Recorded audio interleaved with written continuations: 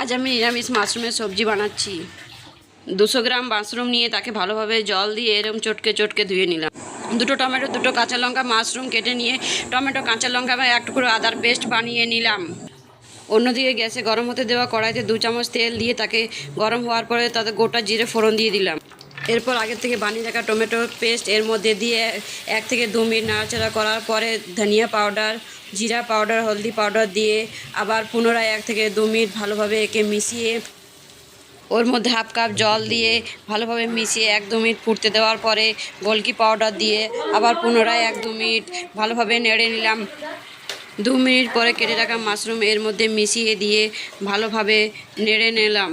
নাড়ার পরে ঢাকা দিয়ে 5 মিনিট রাখার পরে ঢাকা খুলে ওর মধ্যে 1 গ্লাস জল মিশিয়ে নাড়াচাড়া করে আবার 5 মিনিটের মতো রেখে দেওয়ার পরে যখন ঢাকা খোলা হলো দেখা গেল ঘন হয়ে এসেছে এবং সিদ্ধ হয়ে গেছে। এর মধ্যে কেটে রাখা ধনিয়া পাতা মিশিয়ে দিলাম। নিরামিষ মাশরুমের সবজি কেমন হলো কমেন্ট করে জানান।